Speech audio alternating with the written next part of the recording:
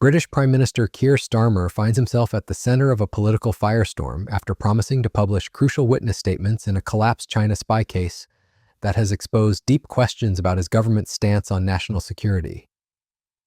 The controversy erupted after the Crown Prosecution Service made the unprecedented decision to drop charges against two men accused of passing sensitive information to Chinese intelligence agents, setting off weeks of intense scrutiny that has put Starmer's administration on the defensive.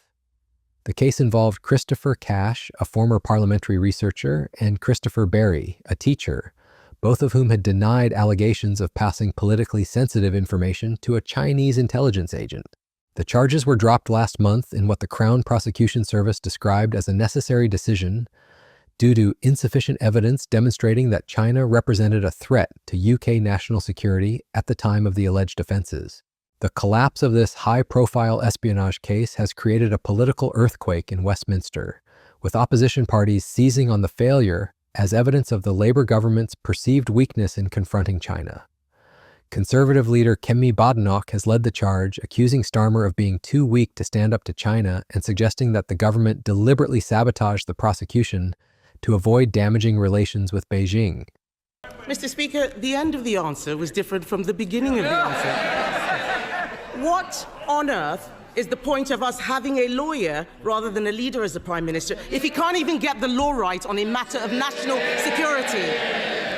He keeps going to the CPS. The CPS have said that they are satisfied that they were right to charge in August 2024. The Sunday Times reported that Jonathan Powell, the Prime Minister's national security advisor, convened a secret meeting to discuss the security consequences of the China spy trial. Did the meeting happen, or is the Sunday Times making it up?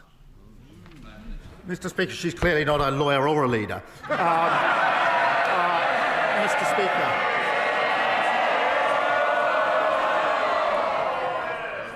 The problem for her is I do actually understand the law. I know what's got to be proven.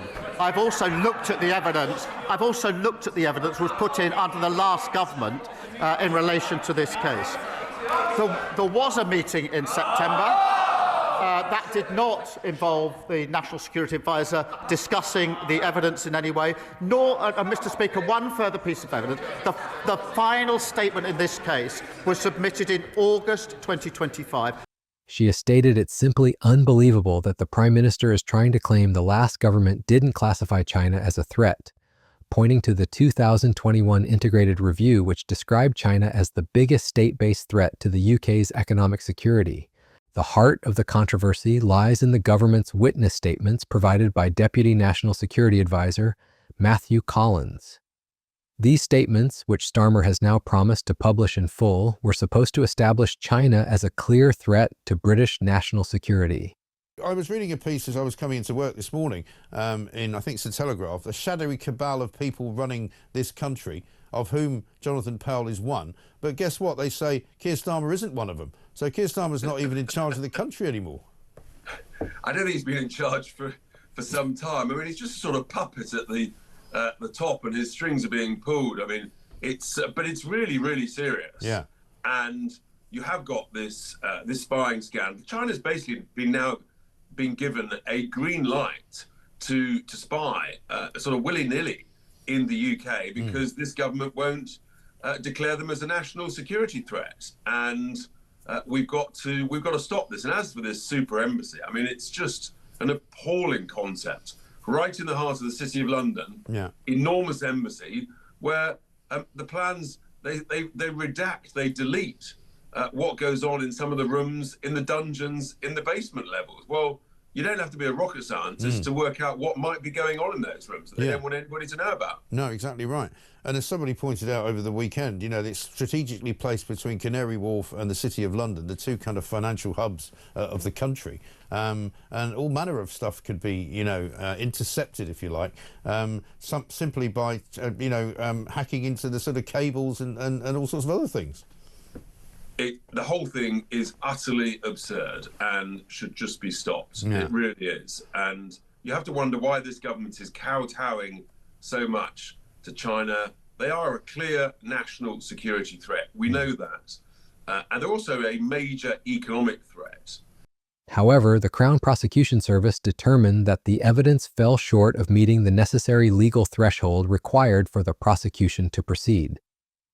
Recent discussions in Parliament have raised concerns about National Security Advisor Jonathan Powell allegedly interfering to stop the prosecution of Chinese spies, with some suggesting the security minister may have inadvertently misled Parliament about the government's role in the case. What makes this situation particularly damaging for Starmer is the timing and the government's response. The Prime Minister was informed that the case was in danger of collapsing just days before the Crown Prosecution Service made its announcement. It's worth looking up the word faux in the dictionary, Mr. Speaker. She went, Mr. Speaker, it doesn't end there, Mr. Speaker.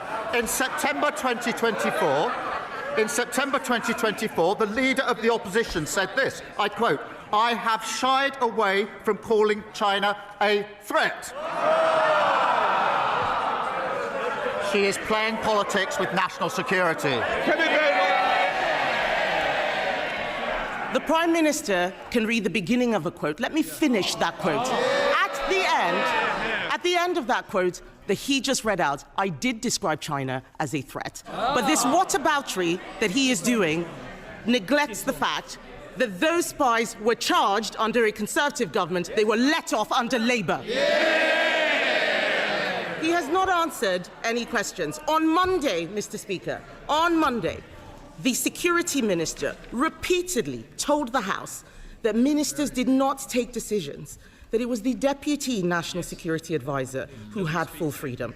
Is the government seriously saying that only one man, the Deputy National Security Advisor, had anything to do with this failure? Is he seriously saying that the Deputy did not discuss with the National Security Advisor, did not discuss with the Home Secretary or with anyone in Downing Street? Is the Prime Minister seriously saying that? Yes. Mr. Speaker, let me explain why. Firstly, the case was charged under the last government according to the evidence submitted under the last government, which set out their policy decision. What was an issue in the trial is not the position of the current government, the position of the last government. In defending his position, Starmer explained that the case was charged under the previous Conservative government and that the witness statements from 2023 set out the policy of the then government, which did not classify China as an enemy. He announced his decision to publish the witness statements in full and blamed the previous government for not updating legislation more quickly, stating that if they had done so, these individuals could have been prosecuted. The published witness statements reveal a complex and contradictory position on Chinese. While Collins's evidence detailed Chinese intelligence services conducting large-scale espionage operations against the UK and described China as presenting the biggest state-based threat to the UK's economic security, the same documents also emphasize the government's commitment to pursuing a positive relationship with China to strengthen understanding, cooperation, and stability. This contradiction has provided ammunition for Conservative critics who argue that the government's mixed messaging on China directly contributed to the prosecution's failure. The witness statements show a government trying to have it both ways, acknowledging the threat posed by Chinese espionage while simultaneously emphasizing the importance of maintaining positive diplomatic and economic relationships. Starmer has attempted to shift blame to the previous Conservative administration, arguing that the substantive evidence was provided in 2023 under Tory leadership and that his government was merely following the policy framework established by his predecessors. He pointed to the Conservative government's 2021 Integrated Review and its 2023 Refresh, which he claimed were very carefully worded to not describe China as an enemy. However, this defense has proven problematic when scrutinized against the actual content of the witness statements. Conservative MP Neil O'Brien highlighted a critical flaw in Starmer's argument, noting that the third witness statement from August 4th discusses the present Labour government's policy in present tense, contradicting Starmer's claim that all evidence reflected only Conservative positions. The political implications extend far beyond the immediate embarrassment of a collapsed prosecution. The failure raises serious questions about Britain's ability to effectively prosecute espionage cases and sends a concerning signal to both allies and adversaries about the UK's commitment to protecting national security interests when they conflict with economic considerations. Opposition parties have characterized the situation as a cover-up, with Badenoch stating that this all stinks of a cover-up and suggesting that Starmer's account is unraveling with each new revelation. The Conservative response has been particularly sharp, with party spokespersons arguing that the published documents actually demonstrate the extent of the threat China poses to the UK, making it all the more shocking that Starmer knew of the trial's imminent collapse but did nothing to prevent it. The controversy has also exposed tensions between different parts of the government apparatus. Initially, government sources claimed that the Crown Prosecution Service was blocking the release of Collins's witness statements, a claim the CPS promptly denied. This finger-pointing between institutions has only added to the perception of a government in crisis management mode rather than one in control of events. The case has broader implications for UK-China relations and Britain's approach to national security. The failure to successfully prosecute what appeared to be a clear-cut espionage case sends mixed signals about Britain's resolve in confronting Chinese intelligence operations.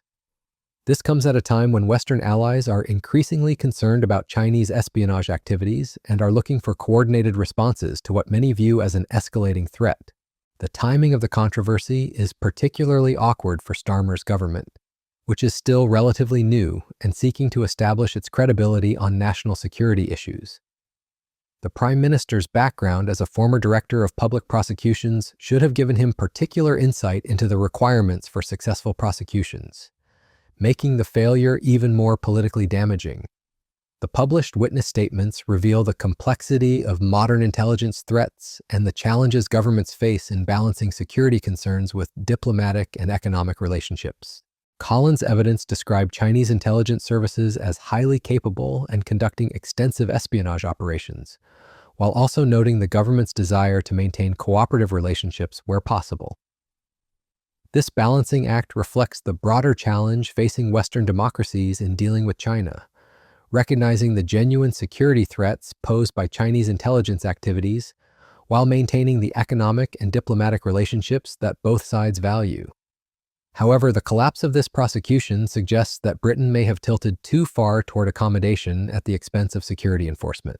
The political fallout continues to reverberate through Westminster, with Conservative MPs pressing for additional disclosures and questioning whether other aspects of the government's China policy have been similarly compromised. The demand for the China files to be published in full suggests that opposition parties believe there may be additional embarrassing revelations to uncover.